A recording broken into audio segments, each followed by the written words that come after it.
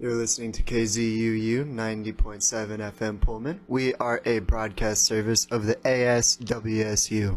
The views and opinions of this program do not reflect the views of KZUU Radio, the ASWSU, or Washington State University.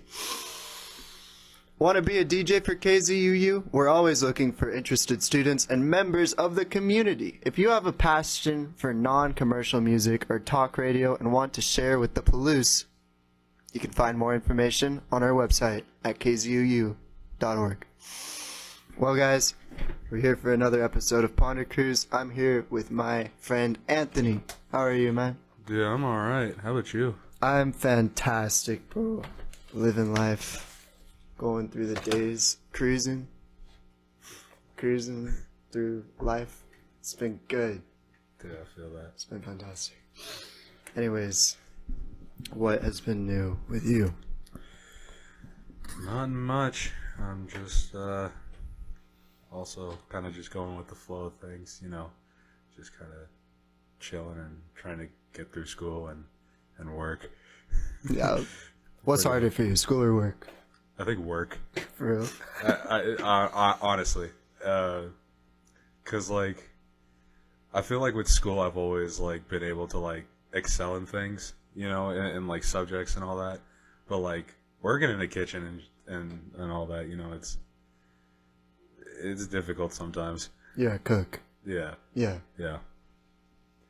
So I mean, you know, it gets like really stressful and you know, it just sometimes you reach a limit like in certain shifts and you're just like, I don't want to be here. I'm so done.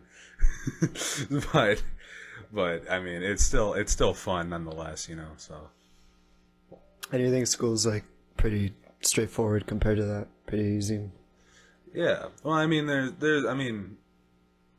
definitely like certain subjects, especially in college, that have been like, you know, difficult for me and stuff, but I just push on through and hope for the best. Might as well. Do you want to talk about your degree? Yeah, sure. You're trying to get right now? Yeah. So right now, I'm a student at the University of Idaho, and right now technically I'm a junior, but really this is my fourth year, and I'm going for a biology degree. Okay. So, yeah, I mean, no like subcategory bio, just straight bio. What made you want to do bio? It all started kind of like in sophomore year of high school. The bio teacher I had was super fun, super engaging, super, you know, she made everything great. And I don't know, I just really like bio a lot, even outside of school. Like I'll do a bunch of like, I'll look up things on my own time, you know, kind of deal. So but my sophomore year bio teacher was the main drive to go for a bio degree. The professors always make the class. It's insane. Yeah. You can have a class that like sounds super interesting, but if the professor is just like not engaged, it's ruined. Yeah. And you have like a really engaging professor for math, like algebra, it'll just blow your mind. I mean, it'll pull you right in. It'll like the professor is good, the class will be good. Yeah, definitely. And you'll be able to like actually like learn. I feel like you'll be able to learn a lot more with the professor, like the right professor, you know? Yeah. So. It's all about inspiration. Exactly. And I mean, it's true on a lot of levels. Just anyone that can connect with you and like inspires you will make your life better. Will give you kind of a direction to go in. So that's super cool. You had that with biology. Yeah. What kind of like topics in biology do you kind of like go towards? Because it's huge. I mean, yeah, it's such a wide range. What I've always told people that like I want to try to do is I want to try to get into like forensic biology and all that. But then also there's another path that doesn't use my degree at all and is very much different. Forensic biology? Yeah.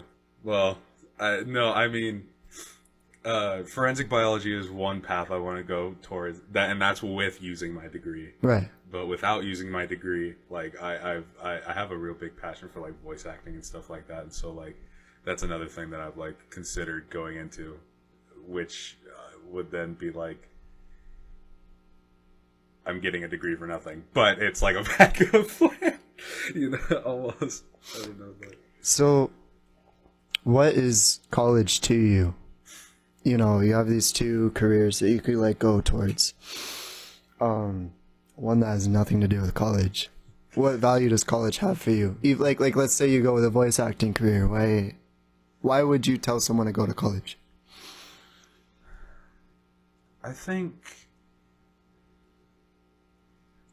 it's more about the communities you join and the friends you make than going through classes and like getting mad and happy and having a whole range of emotions kind of deal.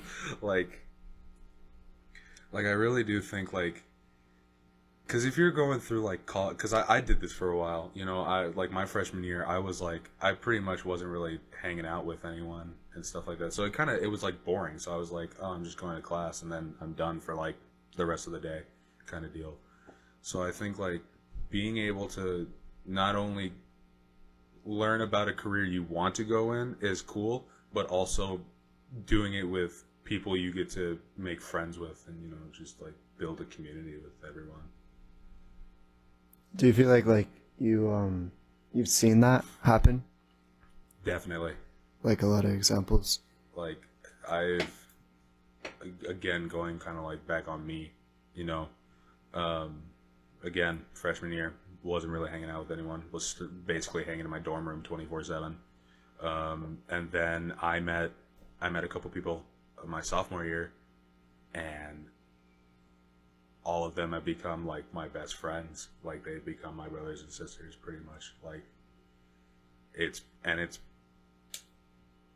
been able to like a way to like take my mind off of like, if I'm like struggling in a class or something and all that, and I'm like, I can't do this right now, I gotta walk away, you know, having friends that are around to be like, hey, you want to just hang out, we don't even have to go do anything, we can just talk or whatever,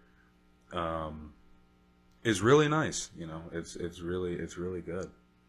So I mean, yeah, that sounds like I definitely see that happen in college too. It's huge. Yeah, man. Because like if you didn't have college, do you think you would be able to find that?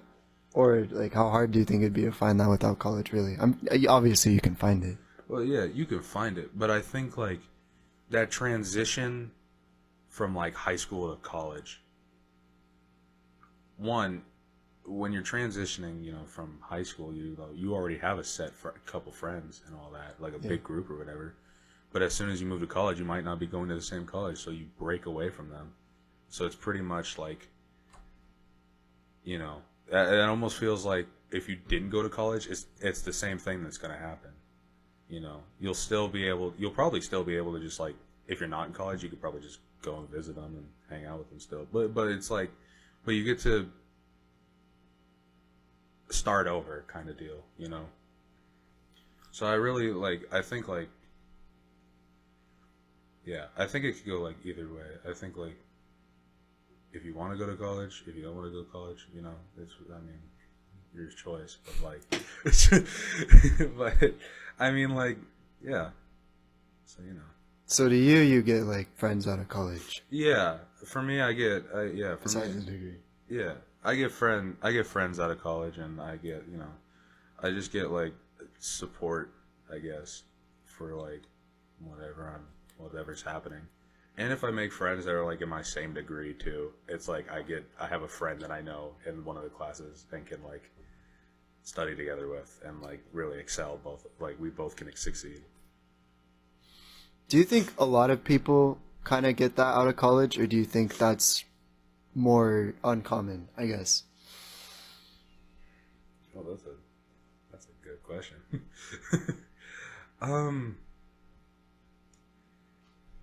I honestly, I think that it's a really common thing.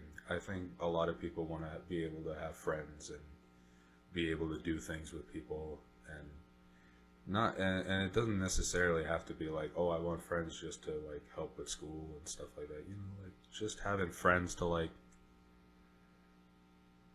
do whatever. You know, I mean, Have good times, man. Having great times. People to talk to. Making memories. Making memories, you know, because I feel like no matter how long you're in college for, it's always like the most memorable thing. I feel like. You know? You think so? I mean, I would say so. You know, I would say like it's up there. You know. Yeah. I could see. I mean, obviously, I can see that. College is a good time. College is really kind of weird to me because it's like it seems so separate from the rest of life. It's like a hybrid between high school and something else, work, I guess. I feel that 100%. I'm gonna be completely honest with you. And so like it's really like hard to. It has such an interesting like place in society to me. Like the role that universities play in our culture and like in our just function as people seems kind of ambiguous, but really important at the same time. Yeah. And the value that it brings, I don't know, it seems like it's so malleable. Like there's a lot that you could say about college. Yeah, definitely. There's a lot that you could say that you could take away from it. But I think friends are huge. Yeah. No, yeah, I definitely agree with that, you know. I think like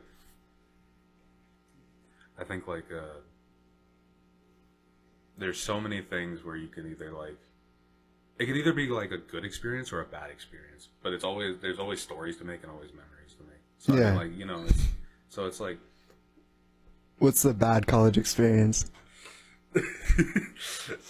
Actually, I'll tell you what it is. When did you come to or when did you start college? What year? I started in fall of 2020. Yeah, me too. Yeah. I'm telling you right now, that's a bad experience. Yeah. That's why I'm like, that's why like I wasn't hanging out with anyone pretty much. No, it was the same for me. I couldn't make, the problem was is like you couldn't go outside without like a mask or anything, and you couldn't even like make friends really unless it's like your roommate. But like for me, like all my roommates pretty much moved out. One moved into a frat, one dropped out, and one moved in with their partner. Yeah. But still technically was living in the dorm. So I had like a double suite by myself. So Yeah, it was me and it was me and a whole dorm. We had a floor and the floors are like it's probably the same as yours, but it's like 13 rooms on both sides, so 26 rooms. There's one other person on my floor. Like just two guys living like between 26 rooms. Ridiculous. The whole place was a ghost town. I went like through a whole week going out of my dorm, walking around, like going to eat. Didn't see a single person out on the street. No one. Like you didn't have a single conversation, man. It was ridiculous. Oh yeah, dude. Yeah. I mean, for even for me, like, thank God, like I brought my car up. You know, so I could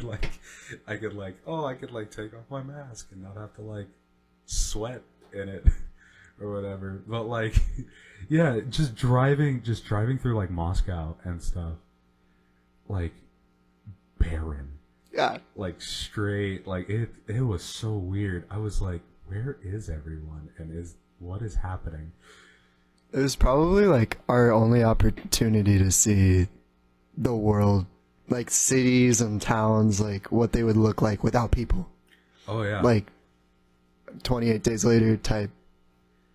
Yeah, dude. Kind of visuals. Dude, it makes you. I feel like it like makes you like more appreciative of like having people around and not being like alone 24/7 and having like a whole town to yourself kind of deal, and being like, this is cool and all, but like, where's the other people? It really showed us how important social life was, like based on like talking to other people and just seeing like people's experience with it. It seems like it was a good representation of our needs, like our social needs as a species. It kind of showed me like I don't think VR chat's ever gonna work. I don't think Meta's gonna work for the same reasons that COVID was so problematic. We've never been more able to connect online with each other than 2020. Oh yeah.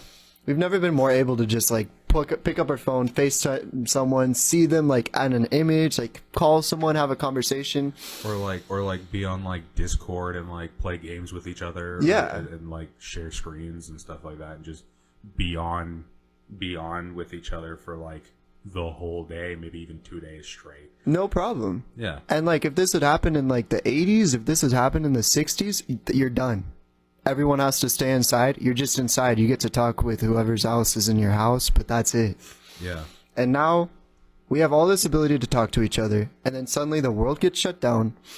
We're all isolated on our phones talking to each other, and clearly just the lack of not being able to see each other, not being able to be in the same room with other people, not being able to go to events with other people messed us up. Oh yeah. Like definitely, like, and even for like me, like mental health, a straight up decline. I have it bad, like I've got diagnosed with stuff, but like during 2020 and all that, I mean, it was I think worse, way worse than like times I've been at my lowest. Yeah. It really showed. Like, It was really bad for me too, man.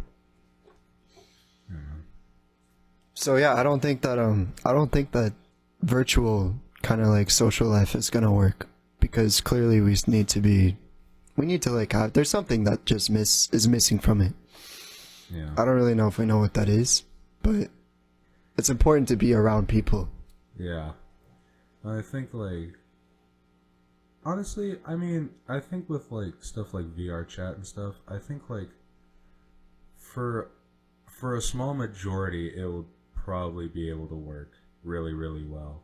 Because if you have to be at home and, like, you're, like, stuck at home for, like, whatever reason, like, medically or anything like that, I think, like, doing VR, like, VR chat, I honestly think that'd be, like, a great way to like actually be able to interact if you can't even like leave your house, So I think to a small extent, it can work, but I think not for everyone, What kind of people do you think it works well for? Do you think like I had a conversation with another person on this podcast about like how when you kind of put yourself in isolation, you can build a tolerance to being isolated to a point. Like, it's good to be by yourself at times. And we were talking about, like, how in American culture, like, you're always supposed to be around people. Like, this culture really pushes you to be as social as possible. And there's some things that can make that problematic. So I could see like some people, like you build a good tolerance to like being able to just be with yourself, and you don't need the socialization as much. Yeah. Maybe VR chat works well then. Not VR chat, but I don't know, whatever they call it. Whatever, Metaverse. Yeah, like I said, I think it's just like I think it's more of like the people that are, I don't want to say like forced to like stay home, I don't, because that sounds really bad. No choice. You can never leave. No, no, no. I mean, like, if there's like, again, I think like specific circumstances where it's like, yeah, you're like, you have to stay home, you can't leave for whatever reason, and like, or like, if like you've got like medical stuff, you know, where it's like you're like bedridden or something, and you can't go outside or whatever, and like talk to people except for the people that are in your house or whatever. I think it's like a good way to like talk with other people and other people around the world too, you know. Yeah, it's insane. So, yeah. I agree with that. So you said that you wanted to go into voice acting. Yeah. So we gotta hear a voice. Oh, man. You put me on the spot. What, do you want like an impression, or do you want like a voice that's like right off the like dome? I don't know, man. I think you gotta impress the audience. Oh, boy. No pressure. No, there is pressure. You put all the pressure on me. It's like I gotta like live up to this standard. No, I'm kidding. I don't know.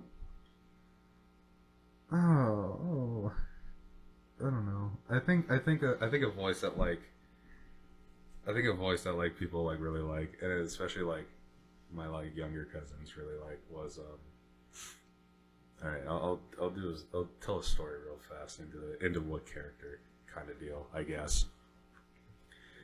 So one of my younger cousins was really into Scooby-Doo and had a whole like Scooby-Doo birthday party, and I ended up telling my aunt, I was like, hey, I can like kind of do Scooby, like if I can like whatever do the laugh and stuff like that, if like my cousin wanted to hear it or whatever. And I did it once, and she like absolutely loved it. I had to keep doing it because she wanted me to keep doing it. She was like, keep doing it, do it now, do the voice, little man. Okay. So I think, yeah, I guess I'll do Scooby. Oh God. Was that the first one you ever did? No, the first one I ever actually did was Kermit. For real? Yeah. Well, because Kermit's so easy, you know. Honestly, I mean, because Kermit, again, like, Kermit was voiced by Jim Henson, and Jim Henson basically kind of just used his own voice pretty much. And so it was... You voiced like, a couple of them, right? But, what? He voiced, like, multiple characters. Oh, yeah. He didn't voice them all, did he? He didn't voice them all, no. Okay. He had a bunch of other people with him. But he voiced a lot, and I mean, because he was doing that stuff since like the 1955, with his like TV show Sam and Friends, and that's where Kermit actually first like was created for, pretty much. Like Kermit was Jim Henson's first puppet. Well, I didn't even know that. Yeah. It was his most popular one. Yeah. Yeah. All right, I guess I need to do a voice real fast, because I guess we promised I would do a voice. So, which one do you want? You want Kermit or you want Scooby-Doo? Oh man, let's do Kermit. All right. Most iconic. Yeah. I can't do any voices, man. So I mean, you're the voice for the show. How do you do it? I never actually like really like notice exactly how, but it's kind of like this. Yo. Like, hi ho, Kermit the Frog here. Kind of deal. So I mean, like, I don't know. Like, it ends up just becoming like, they just like come out kind of deal. Like, I don't even like really focus on how to actually do stuff. So, like, if I were to do, like, Scooby's laugh, you know, like, obviously, we know Scooby-Doo. He doesn't really say where Where's Scooby-Doo? What? Where's Scooby-Doo? Scooby-Doo, the dog. It's a dog? He's a dog. He's in a... Explain. Scooby-Doo, he's I don't know, what is he, a bloodhound or something? He's a brown dog with black spots, and He's out with his stoner. He's out with his stoner owners. Hunting ghosts. Hunting- Not real ghosts. No, they're on a trip. Shaggy laced it with something, I don't know. Feeding his dog sandwiches. Bro, they had to come down with reality every time. All these like poor people thought like there was more to life, but Like, oh no, man.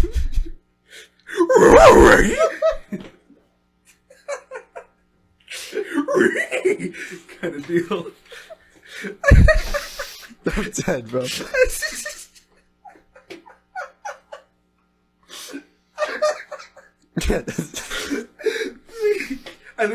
Honestly, I think it's easier for me to do voices if we go into stuff or something. And so like with that, it was just kind of like on the spot kind of deal. It's all flow, man. Dude, that's sick that you can do that though. I can never do voices. I've tried. But it's hard. I don't know. Yeah, I think. It's a skill. Yeah, I think. I don't know. I feel like. Because for like growing up, starting in like middle school, I was in choir. Oh, okay. And stuff. I was in choir for a church, and then did like choir and concert choir for high school. And so I think like having like vocal lessons and like I think a little bit of that kind of helped with like messing around with like falsettos and like nasalness and like having a nasally kind of voice and stuff. So, like that. when you were singing, Yeah. how do you breathe for singing? Like, what do you use your nose? Do you breathe through your mouth? Is there any technique that you had? It was pretty much like when we sang, or especially in high school, they were like use like your stomach, Your diaphragm. yeah, like go from there. But it's kind of like you have to like take in a breath and then like you have to go through and kind of hold. So you're kind of letting out air as you're singing, kind of deal. How long can you hold your breath? I have no idea. I'll be honest with you. I think the longest I've gotten is like close to a minute, maybe. I don't remember. Do you think that people that could hold their breath could do better? Like what? Like sing? Since you have to like hold in the air and use it as you sing. Well, I think like you can develop the skill to hold your breath Without being able to sing. Yeah. You know. And I think like no, you know, you could like keep practicing and stuff. I mean, that's why there's vocal lessons, you know, for people that think they can't sing, they go to lessons and then look at that, they're like angelic voices, you know. So I don't know. I've been really into breathing lately, and I've been wondering how much.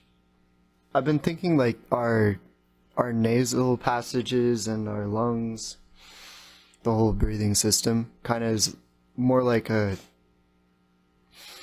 it seems like it can be changed. It seems like you can make it better with practice. Like free divers, right? They'll dive for up to like 10 minutes underwater just holding their breath. And no one can just do that. No. You have to build the strength to do that. I remember seeing a like a technique that's used. It's where it's like you breathe, you're basically breathing in for a long time and quickly exhaling. Oh, wait. And you're basically like getting in more oxygen than, because oh my god, I know I'm a bio student, but half the time I forget a lot of the stuff. There's too much. There's too many subjects, too many things. I'm like, I can't remember half the stuff. But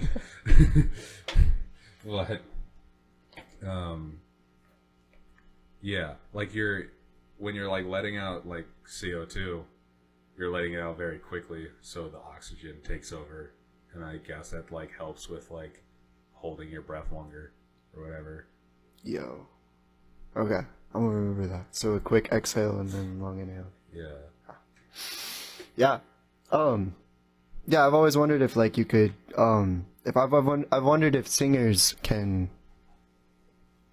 since I've been looking into it, I've wondered if singers like have stronger lungs and like how they kind of adapt their lungs to sing.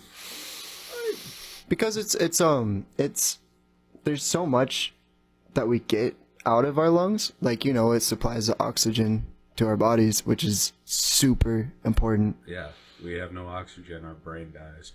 And so I'm wondering, like, if singers are, like, getting more oxygen, and swimmers, and, like, it kind of changes how they are, in a way. I think definitely it's like... Because if you have to hold a note for a really long time, I think, like, initially, like, getting in the like a deep breath and, like, holding as much air as you can to, like, continuously hold that note steady with the amount of air you have, I feel like that can be, like, trained. Yeah. And stuff like that. But that must change your, like, oxygen intake too. Like, it's probably changing how do your even, like, your brain functions. Yeah. Yeah. Yeah. No, because you're like, because you're adding in more oxygen and you're not really getting rid of the CO2, and so the oxygen kind of takes over. And yeah. No, that's interesting. I don't know. We'll have to do a study. Anyways, you're gonna have to do a study, bio student. I'm gonna have to do a study. Dang. You wanted to go into what was the other side you wanted to go to? I forgot the name of it. Forensic biology. Forensics. Yeah. So like criminal. Yeah. Criminal investigations. Yeah. Yeah. And is that where are you gonna do the autopsies? If you were to do that. I believe that's a part of the job. I think I like one. I don't know, because I was talking with someone I met like last year, and they were like, yeah, forensics can go like, you can go like federal, like state, or like local. Oh, okay. Kind of deal. But I think honestly I think it just depends on where you are. I think whatever job they throw you into. I'm not too sure. I say I want to get into this stuff, but a lot of the research I've done, I'm like, I still don't really fully know. Well, why do you want to get into it? I've always been a crime person. I think like I've always had like that criminologist kind of mind. Talk about that, man. Yeah, I know. I'm sorry. I'm trying to find my words. Because like, I mean, like growing up, I kind of grew up with my grandmother a lot. Okay. And she'd always watch like the ID channel or whatever.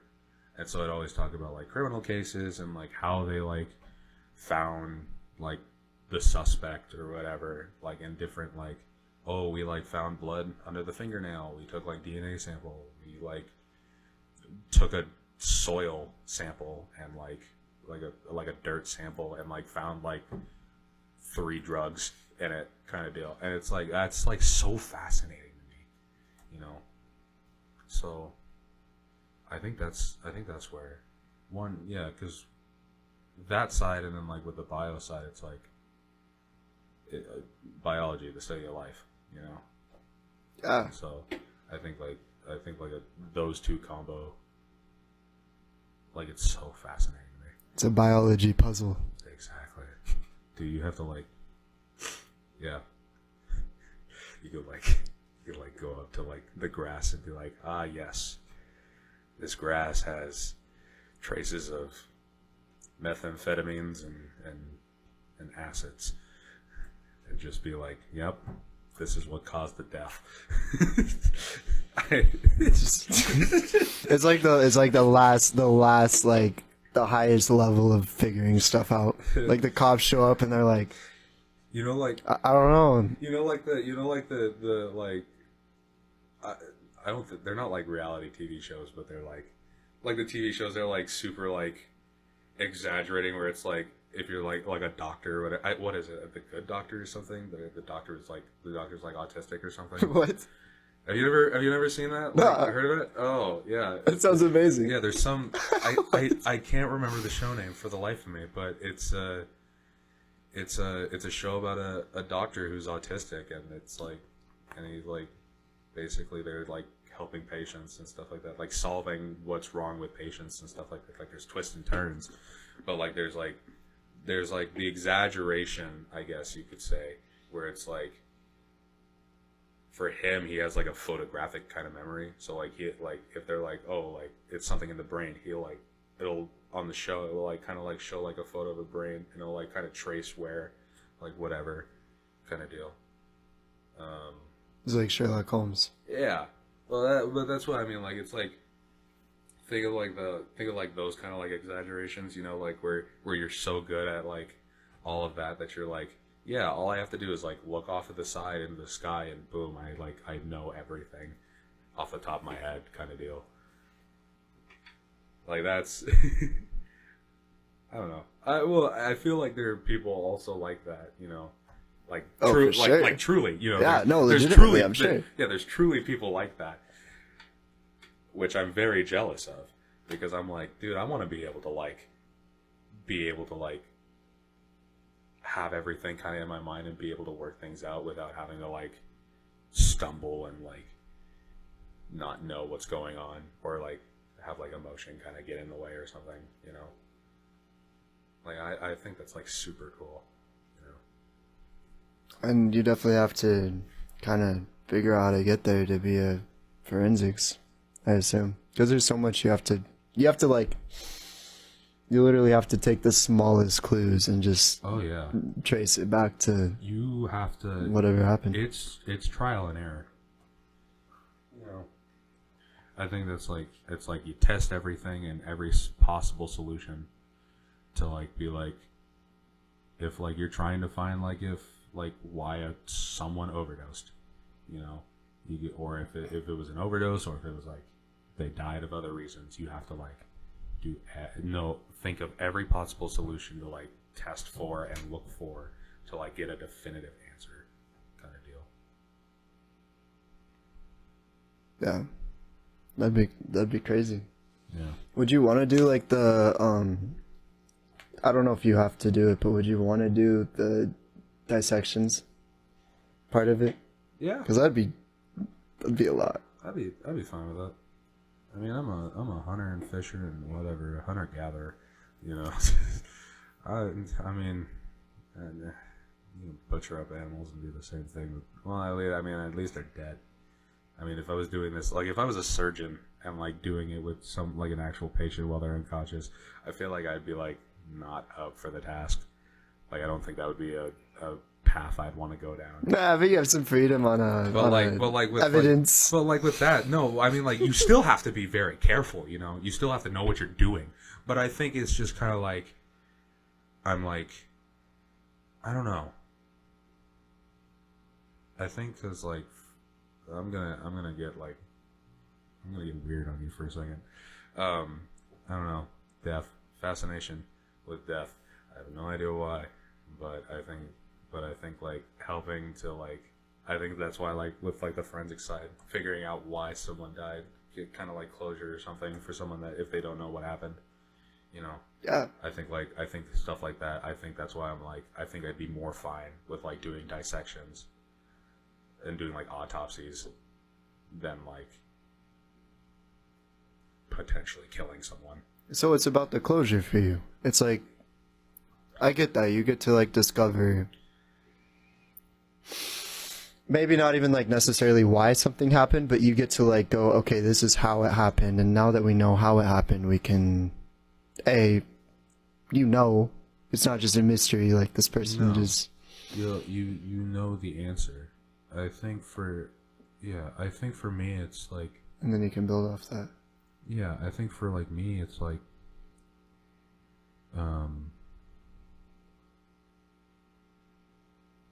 I'm losing my train of thought. I have no idea why. But I think like the process and figuring stuff out and working through all that is very fascinating. And also getting to, after so much work and finally figuring out an answer, I think is even better. You know. Do you think that most of these crimes that are committed, I guess, are like done on purpose? Or do you think that it's a lot of just kind of I don't know. What do you think goes through like a criminal's head when these kinds of things happen? Actually, what's kind of funny about this is I'm actually taking Criminology 101 right now, and so I'm learning a lot about crimes and all of that, and noticing a pattern that a lot of times crimes aren't on purpose. Sure, plenty of them are well strategized out, and people know what they're doing and stuff. But a lot of times it's like sometimes they don't have a choice. I think is a good way to put. I think it was 2 weeks ago for which lesson we were on. We were talking about like victimless crimes, and like being like examples being like prostitution or like recreational drug use and stuff like that. And being like,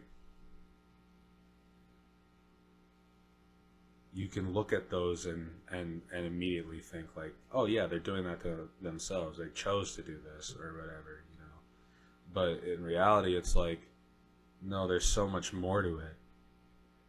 That on one hand, it can be considered a victimless crime, but at the same time, there are many victims in those cases, So. Yeah. Yeah. It kind of. Yeah, it spreads. You ever think about that? How it spreads? Like one crime affects a couple people, and then those people get messed up, and like, what do? They have to. Yeah, they obviously go out and. Yeah, it's a chain effect.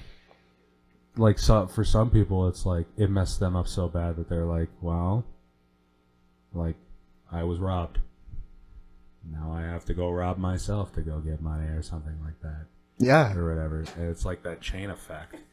But some people are like, oh, I've been robbed. I've been mugged. Oh, well, time to go get coffee or something. Like, I don't know. There's many different ways, many different things that could happen. But I definitely do feel like if certain crimes are committed and they kind of just, they can, last, It's like abuse kind of spreads abuse, or like action kind of like causes repeats of that action. Yeah, for some people it could be like if they're abused or something, like it can like they try to not be like that, but they're like it's been embedded in them that like that was so normal, even though it was like terrible, that like it sometimes happens and just gets passed down. But I really like, I feel for like people that like notice, like abuse, for example. We'll stick with the example of abuse, because I've been in that situation, not like from like parents and like physical abuse and stuff like that, but like relationships and like verbal and all that, like. But being able to like recognize that this isn't right, and being able to kind of teach yourself to not be the same way, like what's wrong. And I think like I very much like respect the people that like can like know what is wrong. Why do you think people get pulled to kind of be like the people they don't like, or get like people that get bullied somehow when they're young sometimes turn into bullies like later in life? And like you were just saying with abuse, why do you think that happens? Why is that something that you have to fight? I think it's just like you're like, oh, I'm trying to be I think for some people it could be like a revenge type deal. I think in very specific circumstances where it's like for like bullying. But you're like, not even getting revenge on like the person that did it to you. It's like you're just like, yeah. But I think more of like, I think like this is what happened to me. And then I don't know. Be honest with you, I can't formulate a proper answer for it, you know.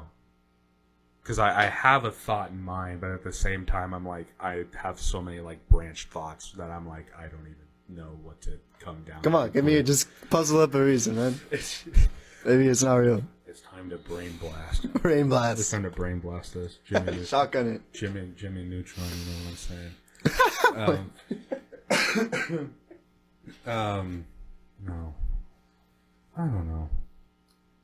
Because I think with stuff like that, it definitely messes up a person. Psychologically, I think it has a toll on people. And I think if it happens so much, it becomes normal, and it becomes to the point where it's like you start acting like that, and you're like, I don't know what the problem is. Like this is happened to me like all the time. This is just what people do. This is just what happens, and I think that like, you know, that plays a role in like the chain effect. I mean, 100%, because if you're just copying other people, then other people will copy you, and it'll just go down and down and down. Bro, you ever think about like how like these wars that happen? Like that's millions of like people that go into a situation where it's just like the worst, man. It's hell. Oh yeah. And then they come back, and they must be like they have kids, they have wives, they have all these relationships, and all of that experience that they had at the war must come out of them and spread out into the people around them. Oh yeah, I mean that kind of hits home a little bit. Like my grandfather, he was a Marine during Vietnam. Really? Yeah. I mean he'd tell me stories and stuff. He told me one story where it was like he was a pin puller for like I don't know, like a rocket launcher, I think it was. They would like pull the pin. He'd plug his ears, and then the guy who was holding the weapon would shoot. At one point, he pulled the pin and accidentally dropped it, and he had his fingers in his ear, and he even like knows that it was like pretty dumb at the time. He unplugged his ears, went to go pick up the pin, but they didn't realize that so they still thought they were good to go, and they launched it, and it messed with his hearing for the rest of his life. Like he's still able to hear, but like barely. I mean, he's in his late 70s. I mean, he's still kicking it, you know. Good for him, man. Oh, dude, he's the person that like got me into like fishing and hunting and shooting competitively and stuff like that. And, you know, my grandfather's definitely like a big like he's my buddy, is what we say, you know. We're each other's buddy. Do you think hunting and fishing is like kind of therapeutic? Because it always seems like that way. It seems like you use it as a way to get out, kind of get in touch with yourself. It's definitely. I wish I did it more. I've never really been. I was fishing when I was a kid, but I've never been hunting. Yeah. I've been hunting since I was like 9, 10. So I mean, we started early because it was something I wanted to do. I want to get my license and all that. But it's definitely, I think the first thing that like, overall hunting's a good experience, even if you don't get anything. Like for us, me and my grandfather were mainly like waterfowl hunters, so we were mainly hunting duck and geese and like birds. But I think the one thing that like I hated about hunting was like, because when I was younger, was getting up at like 1 a.m. to drive to like Sacramento to like go hunt, and it'd be freezing cold and me shivering 24/7 as we're setting up decoys and all that. But I mean, once we got everything done, we were in our blind and everything, and it's definitely therapeutic because the scenery around you, wherever you are, you know, wherever the blind is and stuff, it's so nice because you get there way before the sun rises, and so you're watching the sunrise while also looking for ducks in the sky. I mean, it's awesome, you know. I really love it. are you able to? How many do you usually kill if you have a good run? I guess. What would you consider a good number for you? The good. Well, I'll tell you this: the best run that we ever did was it was a guided hunt on someone's property, and we both came out of there with limits, and the limit is 7 ducks per person. That's crazy. So we came out with 14. We came out with 14. That was the best that we've ever had. But on our own, if we're not doing a guided hunt and we're just like we just got drawed for a hunt, 5, at least close to a limit, is pretty good for us. Even not getting any is really fun too. Just being out in the woods, yeah. Dude, just being out in there, nature. dude. Just being out there is so great. No matter where you are, I don't have a license to hunt up here in Idaho because I'm from California, but I really want to try to like. I got buddies that deer hunt a lot up here. I really want to try, Yeah. I really want to try deer hunting and stuff and going out there just for a little bit, and stuff. Because definitely hunting with rifle and shotgun is way different. I assume that you eat the ducks when you catch them, right? Yeah. Everyone has their. Funny thing actually. Before I talk about the food side of it, whenever I'm with my grandfather in the car, my grandfather, because he's a huge hunter. Like, he loves it. Even when we're driving down the road on a highway, if he sees a duck, he'll go, Anthony, bang, bang, bang. And he'll say bang for how many ducks are close. It's so fun. I want that obsession with something, man. That's so cool. But for the food side of it, everybody has their own way of preparing something. Our way is we'll take jalapeno poppers and we'll add duck breast to it, and we call them duck poppers.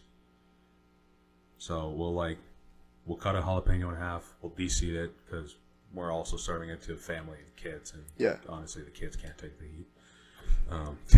That sounded so different than I meant it to be. Can't handle the spice, man. There we go. Anyway, not bad.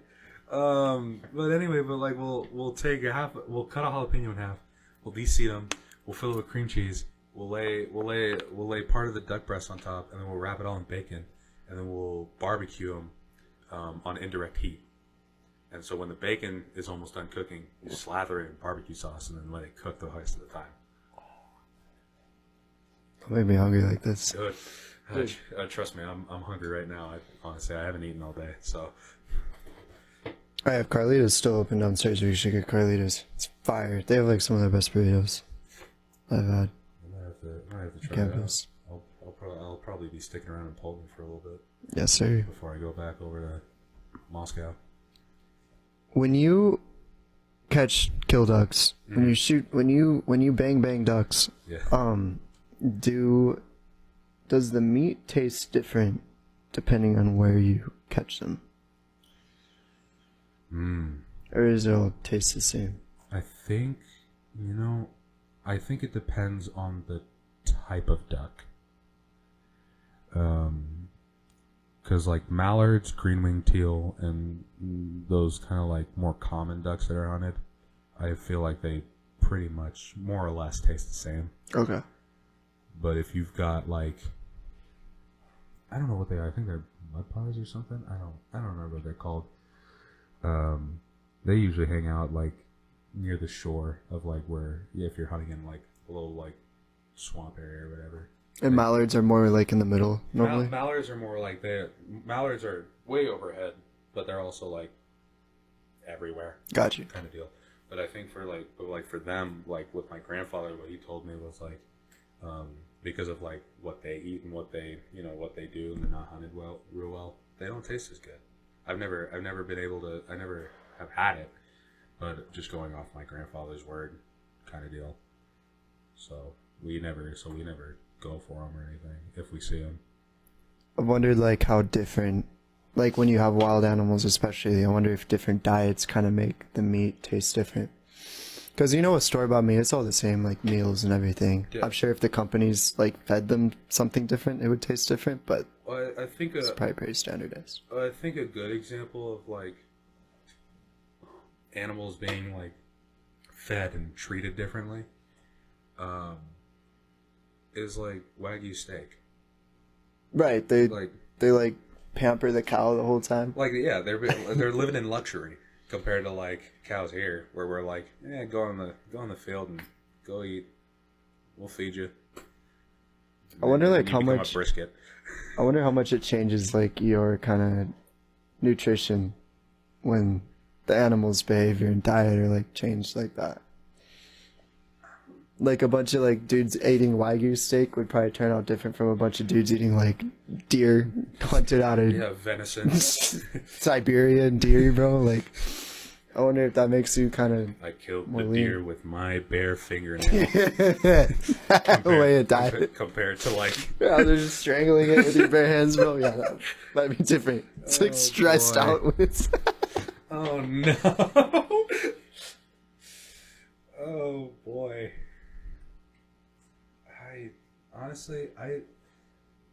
I do think that it changes stuff, and I think like, well, I've also heard for like going back to like Wagyu, it's like because of like the marbling and how fatty and like it's heavy, so like you can't eat a lot of it. Really? Yeah, if it's like the high grade stuff, So you don't need as much. you can't. Yeah, so you don't eat as much. Huh. I've never had it. That stuff costs thousands. I'm not trying to. I mean, I probably would drop thousands for a piece of meat, but I'm not. Not now. Not when I'm in college. That's for something down the road.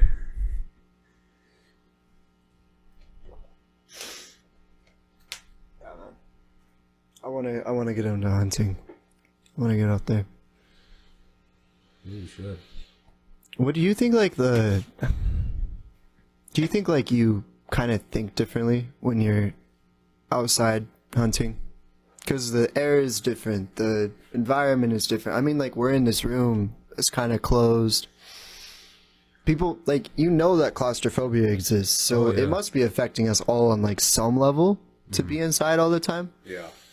And I wonder how much like I know for like me, and especially in this room now, like you kind of notice I'm like looking off the sides and kind of stuff like that, looking down or whatever. But I feel like when I'm out like hunting and I'm out there in the blind with my gun, with my waders on, with my earplugs on, and just sitting there and waiting, I am the most focused I will ever be in my life. really.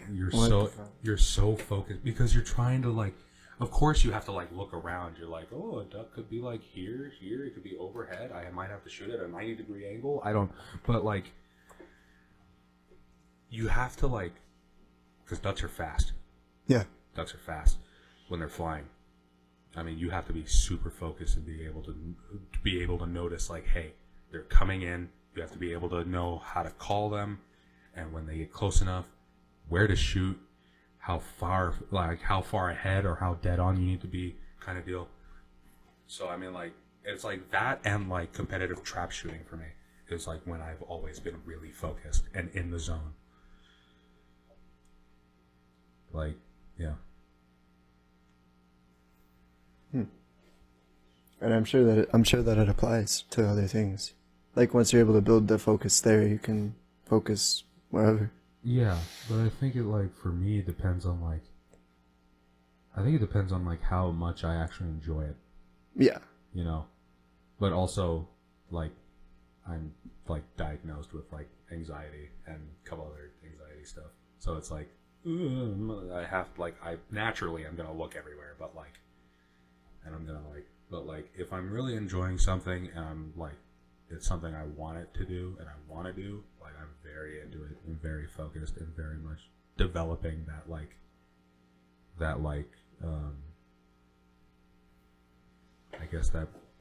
I guess precision focus is like a way to describe it. Like your symptoms kind of go away. Yeah. Like you're able to like forget everything, and you're like, I'm here in this moment. I'm doing this thing that I really like, and I'm focusing on what the task I need to do for this specific thing, kind of deal. And that's kind of like, again, it's like with like competitive trap shooting. You're up on like, you've got 4 other shooters by you. When you're at like a gun club, it's 5 stations. Each station is very different, but you're like very focused and you're like very calm. To like have that reaction time to get in front of the clay and hit it and stuff. And do you think it's because like you have to be that calm, so you kind of like train yourself to just in order to complete the task, you kind of have to force yourself to be like that, or do you think it's the environment? I think it's the environment. Because you don't necessarily like have to be like very stern, very calm, very like block everything out. Like you can be like, and I've done this before on the line with like my squad or whatever that I was put in. I mean, we were cracking jokes and stuff like that too, you know. But it's definitely the environment. Yeah. Like that's an example. Like if it's a good environment, you'll do fine. You might miss 1 or 2, but like, I mean, for people, the thing is like for me, I've never shot 100 in a row. The only closest I've ever gotten is 99. But that's still pretty dang good, you know.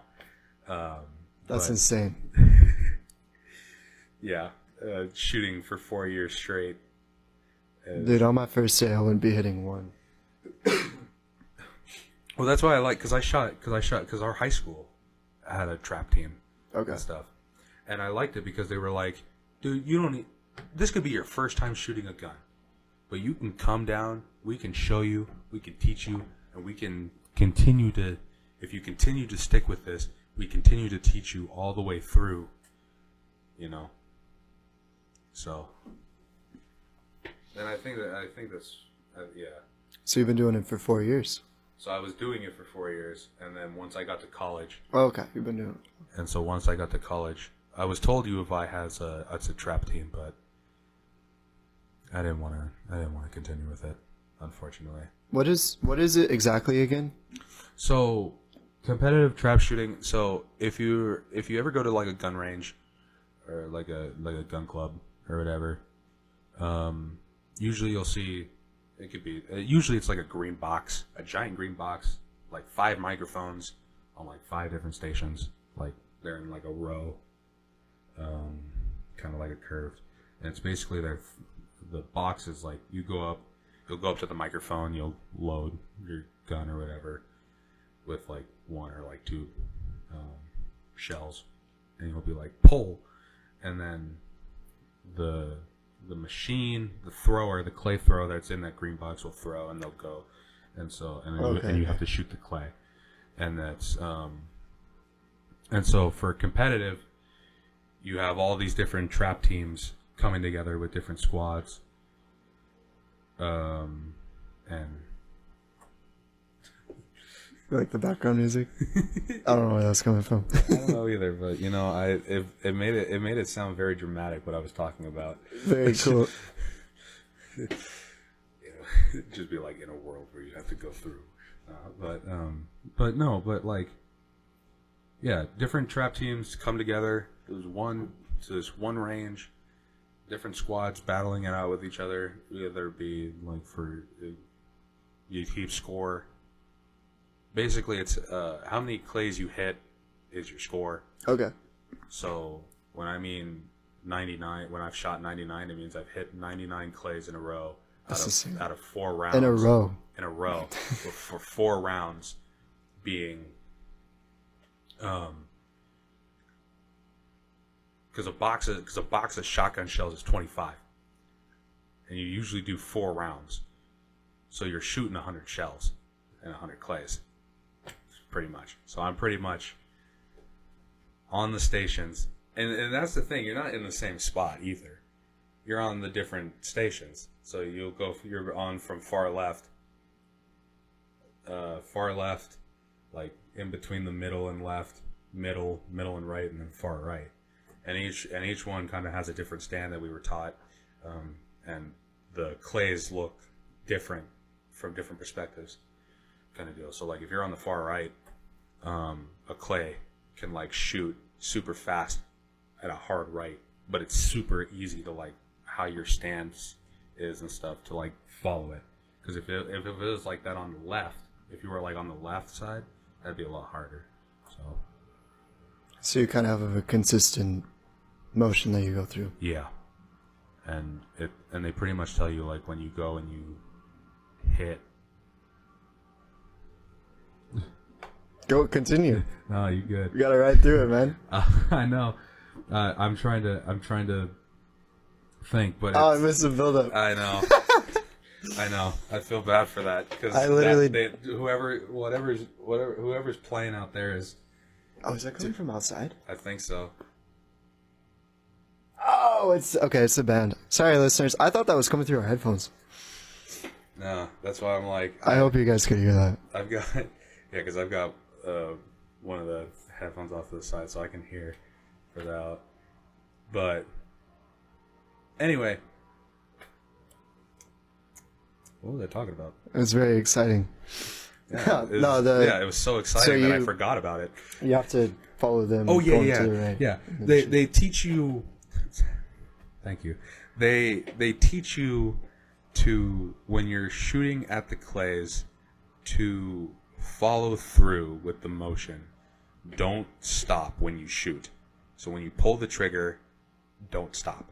You just continue to follow it because sometimes your gun jams. And so it's good to just kind of go through with it in case it jams and it's a late reaction. You're still with it and you can hit it. Because if you stop, then where you shoot, it's like, well, let's say the jam happens again. It's a late reaction. If you stop when you pull the trigger, that clay is already probably off to the right, off to the left, or out farther, and you can't hit it. Does it get you like dopamine when you hit it? I think yeah.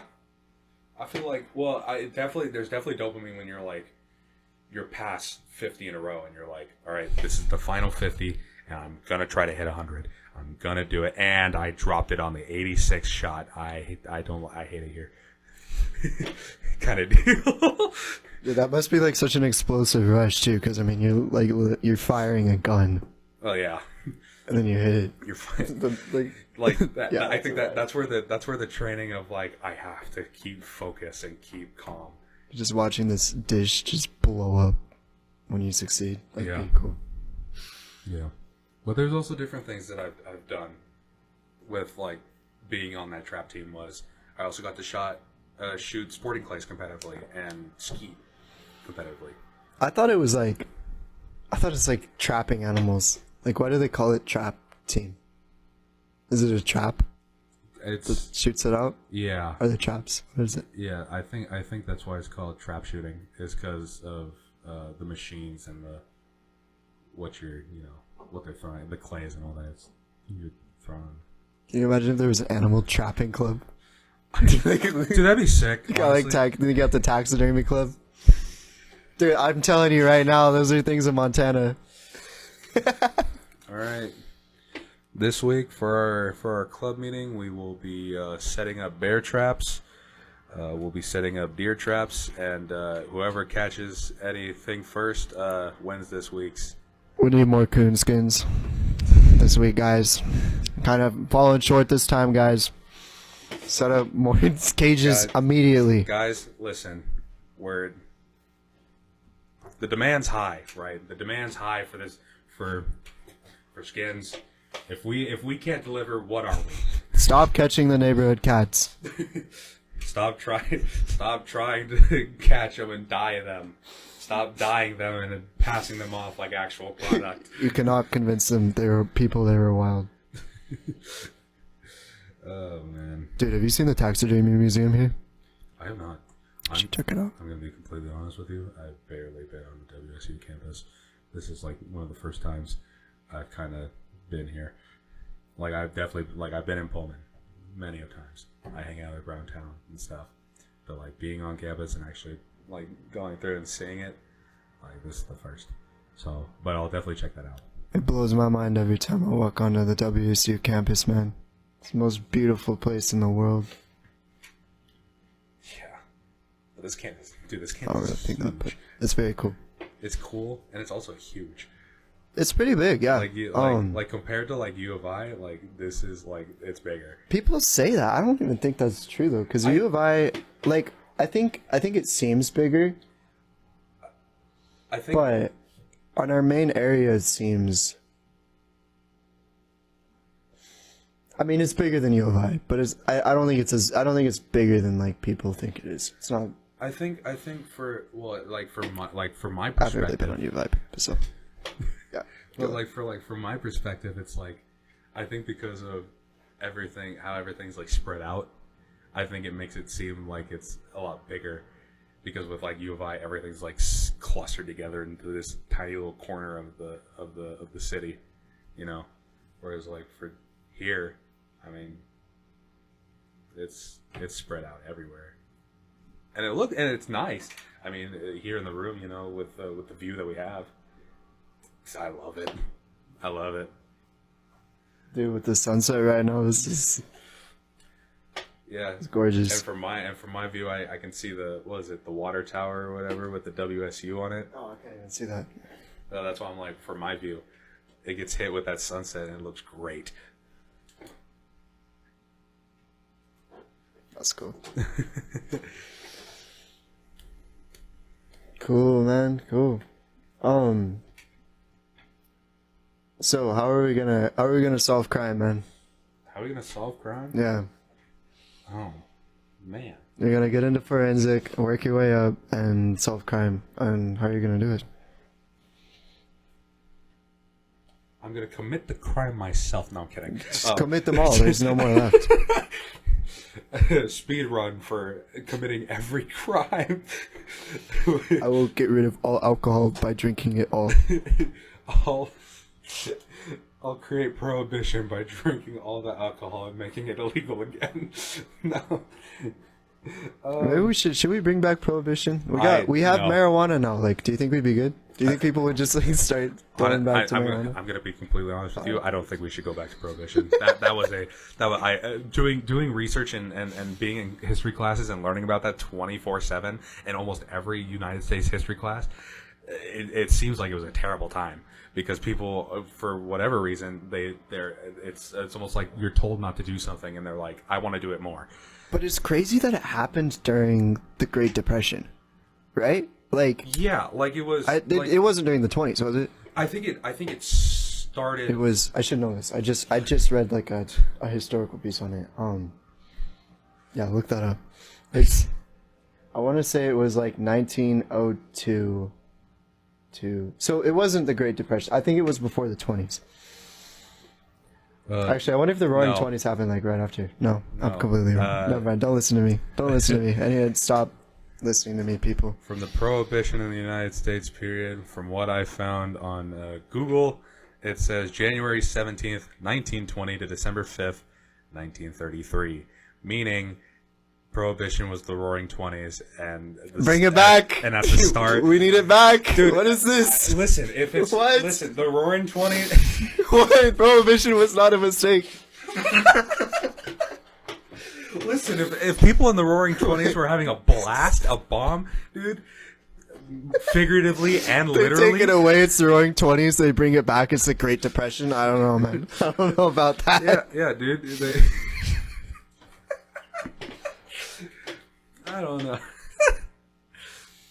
Yeah, we solve crime by asking the president to re-sign on prohibition. Make the. Oh my gosh, I should also know this. I don't remember what amendment it was. Oh yeah, it was an amendment. Yeah, it was an amendment. I can't even remember. God, what am I paying money for if I'm not learning anything? I'm joking, but seriously. We love college. We love college. You learn so much information and way too much information that you have to memorize it all, and then you end up forgetting the most basic of things. How do I put on my left sock and my right sock if my right sock won't fit on my left leg? College helps. Go to college, kids. Figure that out. Go to college. Yeah, man. We bring back prohibition. We'll We'll just get rid of homelessness real quick, and we'll be good. Yeah. I don't know. I don't like. I wonder sometimes, like, if. So you talk about like having ADHD and anxiety, right? I don't have ADHD. At least I'm not diagnosed yet. I might want to try to, but I think it's just I have anxiety, I have social anxiety, I have severe depression, and a couple other things. But not when you're out hunting. Not as much, I assume. Not Not like the way you made it sound. Not as much. I feel like when I'm out hunting and stuff, I feel like I can put everything behind me, and like I feel like I'm just like focusing at the task at hand, and like I don't know. It's like therapeutic is the word we used earlier, and it is very. I think for me, it's very therapeutic. But there's people that like can't stand being outside. Oh yeah, I think for them it'd be a total nightmare because you're out in the blind and you're in waders and you have to wade through water to try to pull out decoys at like 3:30 in the morning. So just like the way people are, like I think people excel in different environments, and they have different like ways that they kind of become like they're at their best. Yeah, everything. There's different things for people that are very therapeutic. Like obviously, from going back to me. Sorry, I like feel like I'm shining. Take the show, man. It's yours. I feel like I'm shining the light on me. No, but Episode 7, Anthony.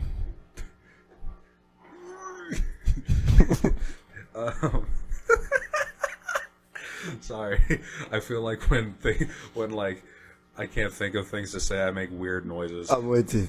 and I'm just like, I can't.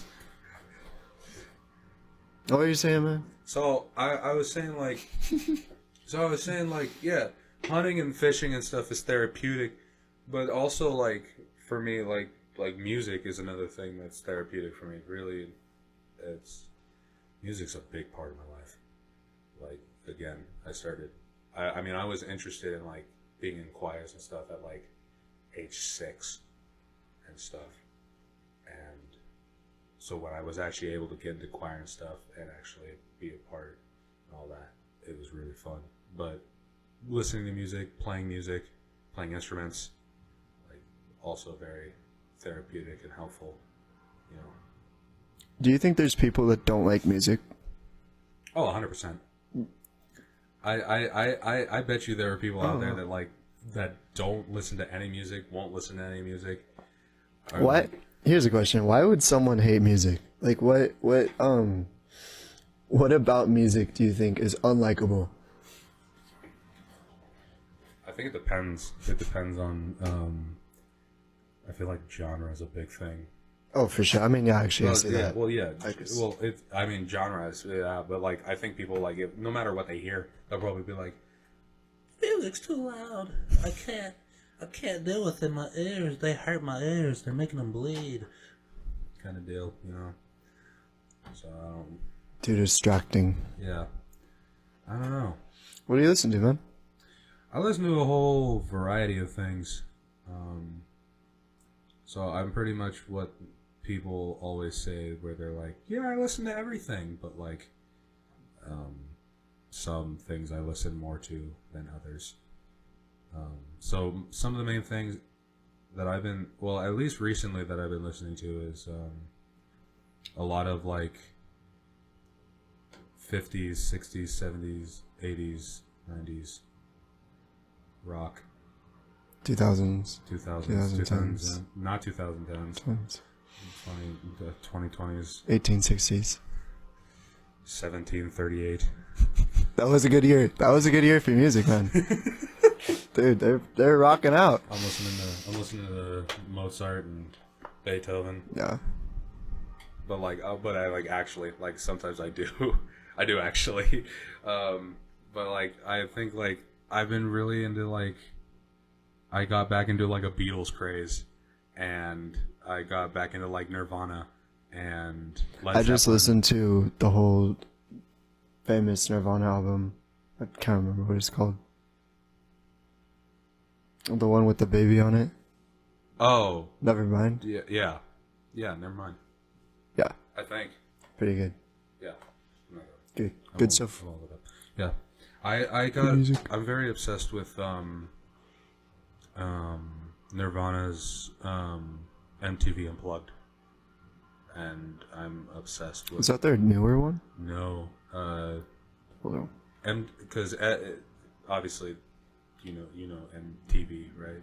The music station, but it's not really a music station anymore. Didn't they used to do like videos? I don't know a ton about them. Yeah, they used to. But I've seen like the MTV. Yeah, they used to like broadcast like music videos and stuff, and a whole bunch of other stuff. But they did a thing called Unplugged, where it was like everything was basically acoustic kind of deal. Nirvana so happened to go on there, I think in '93, I think November.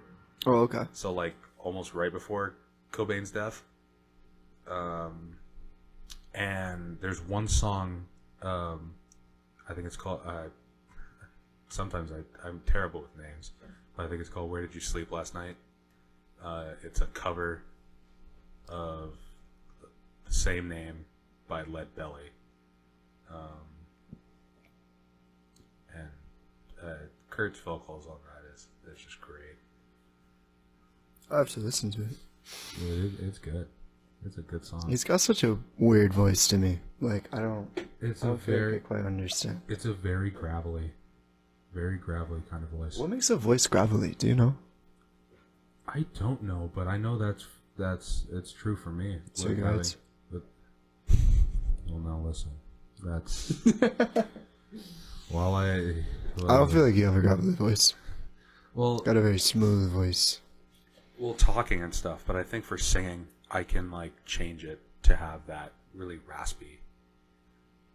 Oh, so it's like something he Yeah, did. yeah, like it's certain because like for singing, I'm considered like a bass too, so I'm like at a low singer. So I think trying to sing stuff that's higher, I think is when that kind of starts to come out. Yeah. Interesting guy though. He it would have been interesting to be like there around when Nirvana came out. That was like just like world changing music. Oh yeah. Because we haven't had artists like that in our generation. Not in a long time. I mean, I feel like people really get popular. Well, it's kind of the same with Nirvana. I mean, they got popular in like the '90s, but they started their band and put out their album in like '89. Yeah. You know, and stuff. And so I mean, like, but I definitely don't think we have artists nowadays where they form, immediately put out like a single or an album and immediately take off. Yeah. I think it's more of like, and I think that's almost true with like the Beatles were, The same. I mean, like, yeah, they started off at like as like the Quarrymen and all this other stuff, like in the 50s to early 60s, and then changed to the Beatles, and then just immediately took off, setting world records back and forth, like, yeah, Pink Floyd too. Pink Floyd. Unfortunately, I don't listen to a lot of Pink Floyd, and I feel like I should. I feel like I should listen to a lot more than I do. They're pretty good, man. They're definitely up there. Yeah. High tier music. Dude, maybe on my way back to Moscow, I might just pick up Pink Floyd album. Do you think music would solve crime? No. No. Music could be a form of torture, but... For real? No. I mean, if the music's really bad, I mean, if you're purposefully making, like, the world's most, like, horrible music with, like, sounds that are meant to, like, hurt people when they're listening. As unmelodic as possible. Exactly. Dude, did you know there's like a 12-hour song on Spotify? Are you serious?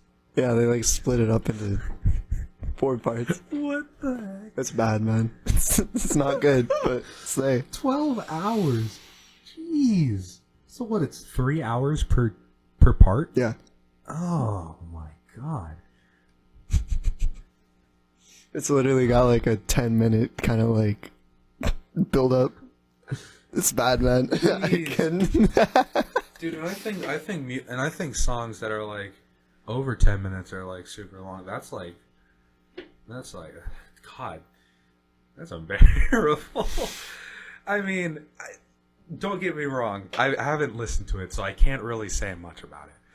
But like, from what you've just told me, that's pushing it. It's definitely Like a continuous song for 12 hours. That's brutal. Everything has to be done. Yeah. Every single possible like kind of music you can make, I'm sure, is out there somewhere. Yeah. Damn. What do you want to do with is there anything else like you'd be interested to do with biology besides forensic? I'm not too sure. I haven't really given it a thought because I've been so focused and like determined to like try and be a part of the forensic part that I haven't really given it a thought whether or not I want to go into cellular or molecular or like plants and stuff and other stuff. So how about the voices, man? What kind of career would you want with that? I think like, you know, cartoons and stuff like that. I don't know. I feel like I have a joy when it comes to entertaining people. Yeah. You know, and making people laugh and just having fun. It always brings joy to me. Well, you've got great voices, man. I mean, you're really good at that. Yeah. So I can see that happening. Yeah, because I pull out those voices 24/7. Have you ever thought about like being a comedian or like going that route, or you're more into doing the shows? I'm more doing probably the shows, you know. I don't know. I feel like with like comedians, I feel like you have to have material in your arsenal 24/7 and like also do improv. It's crazy, man. It's like I think it has to be your life. Yeah. Like you can't be a comedian. I think it's hard to be a comedian on the side. I feel like you have to just constantly. Well, because I like the comedians that like they're like taking actual things out of their life and like turning them into jokes and stuff. Yeah. You know. But like for me, like I have to. I can't. Even though I did improv for so many years, I for the life of me still can't like fully think of things on the spot right away and have them be coherent. You know. I feel like if you build that skill, you kind of sacrifice. I mean, I don't know this for sure, but I wonder if you sacrifice your ability to kind of like memorize things, maybe. Like when you build the ability to just come up with stuff on the spot, you like don't have the same kind of mind that someone has when they're remembering numbers and remembering like the accountant kind of mind. Yeah. I've never thought about that.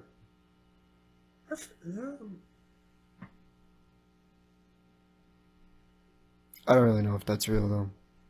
I don't know, but that'd be an interesting thing to like study, you know, and like actually like see if like that's like that if that's like an actual thing, you know, where like because you're developed into constantly already thinking of things on the spot, no matter what is just said or whatever, if it messes with retaining information easily. Yeah. Like, yeah.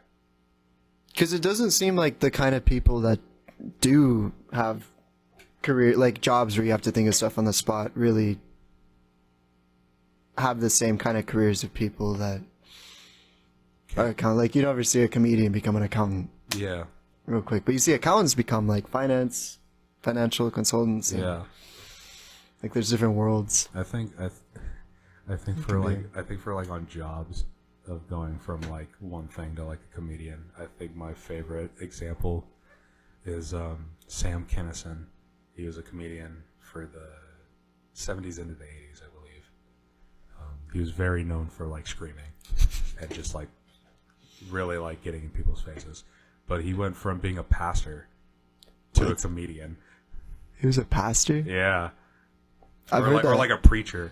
I heard that like he like got in a car wreck or something or hit his head and then... Yeah, so from what I remember doing, because sometimes I get like so focused on stuff and I'm like, I want to learn so much about this.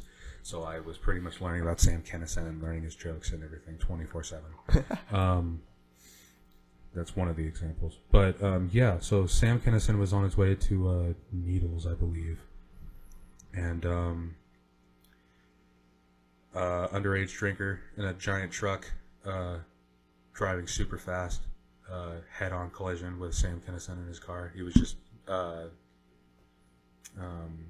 had just gotten married, and head-on collision, was able to walk out of the car. People were, and his I think it was his brother or whoever was with him, his friend. They were in a car behind them, and he was like, "You have to like lay down, sit down. We don't know if anything's wrong." And it turns out he had like internal bleeding and like all this other stuff. And so he pretty much was like his friend was talking about like how when Sam was like laying down, he was like almost having a conversation with God and being like, "I don't want to go. Like, why do I have to?" And then being like, "Okay." And then took his last breath. So. Well, you said that was Kinnison's brother? No. Or that was Kinison? That was Kinison. Oh, that's how he died? That's how he died. He died in a head-on collision. Okay. But he basically, he walked out. It looked like he only had like a scratch, and he was like, "Yeah, I'm fine." But they're like, no. Lay down. Sit down. Don't move. We don't know what's wrong with you. And it just, Kinison, for some, like, from the account from his friend or brother, I can't remember. That was what Kinison was doing in his last moment, was he was almost having, it seemed like he was having a conversation with God. And That's religious. And then took his last breath. And so he died there on the side of the highway. Wow, that's crazy. Yeah. He was renowned. He was a big face for a while, right? Yeah, he was really big. He was a real big comedian. It's and you said like he was known for screaming. Mm-hmm. It's hard to be like super outward like that. I've noticed. I think that's especially now. Maybe it hasn't always been like this, but it seems like super extroverted people, like super extroverted people, are less common than like super introverted people. I feel like the times have changed where like being introverted is a lot more common than being extroverted. Though then again, that could just be the people I'm hanging out with. But no, I see it. Like, but yeah, like, you know what I mean? Like way back when, you're like, everyone's like extroverted, it seems like, and you barely see people that are very introverted and shy, or like, or that are afraid to show that side. Now it's like people aren't extroverted and they're all introverted and they want to be alone 24/7 kind of deal, you know? Do you think that we're going to see a lot of cultural change from that? Because I mean, I know a lot of it's from COVID, and I'm sure a lot of it was happening anyways from phones. But yeah, I think COVID was like the big step. Yeah, for sure. Towards that, you know, I probably, you know, you might see a lot of different cultural aspect stuff. I think like going back to like VR, I think VR is a big thing that, like, you know, because of that and introverted and all that, and people don't want to leave their homes or they want to game 24/7, you know, you can just escape this reality and go into a new one that you want to create. Like you can create a whole world for yourself. Yeah. And when you're introverted, I mean, if you're not spending time around people, you're spending a lot more time in your head. Yeah. Spending a lot more time thinking. And the voices in my head keep talking. All these squares make a circle. All these squares make a circle. Okay. But I mean, at least like I'm sure that happens. And if more people are spending time just kind of in their own heads and you could even say like exploring like their own like minds kind of more, just because they're spending more time in their minds. Yeah, I think. I wonder what we're gonna see from that. Yeah, I think you're giving yourself. You're taking away certain aspects that we need, but I think when you're like alone with yourself, you're like able to like really think things through, like comprehend just some random stuff. Yeah. You just have random thoughts. You're just like laying in bed, and you're like I'll be like sometimes like I'll be laying in bed, and again because I'm a big crime person, I'll just be like laying in bed, eyes closed, and all of a sudden in my head, I just think, how many people did John Wayne Gacy really kill? You know, like just randomly in my head. Like, so the mind is a fascinating thing because it's so different. You know, every mind is so different. Yeah, that's a whole conversation, man. Like, can you imagine what it like? We only get to see one perspective our whole lives. Yeah.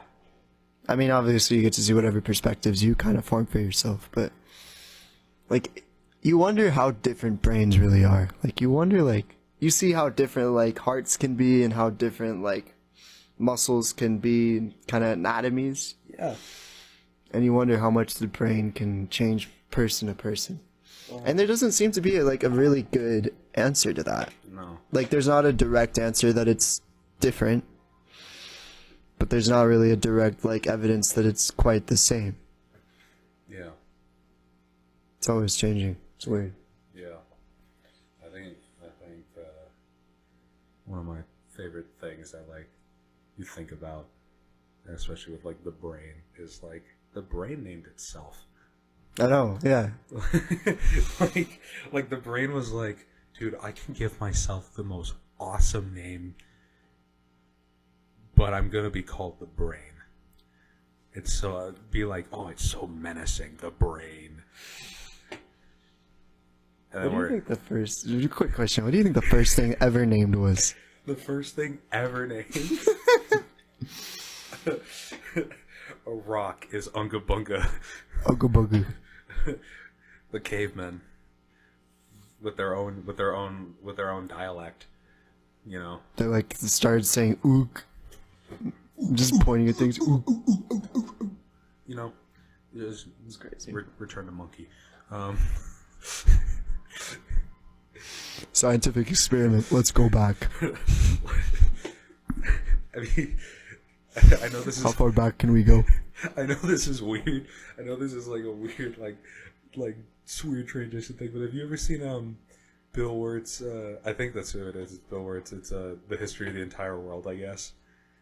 What is that? That's not a movie, is it? No, it's a YouTube video. Okay. Yo, wait, no, he did the history of Japan. Yeah. I've seen that. Yeah, it's yeah. great. I love that video. No, they learn to walk like this and grab stuff. And they walk and grab stuff at the same time.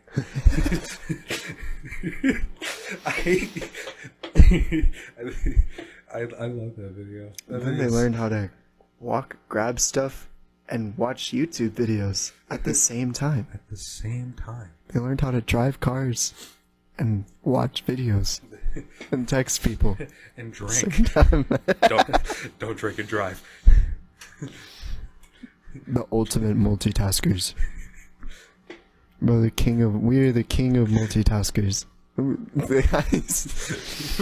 we have the highest multitasking levels ever in history, man. Dude, I could be cooking a 4-course meal and like be like playing basketball at the same time, like, you know, just like Pretty much.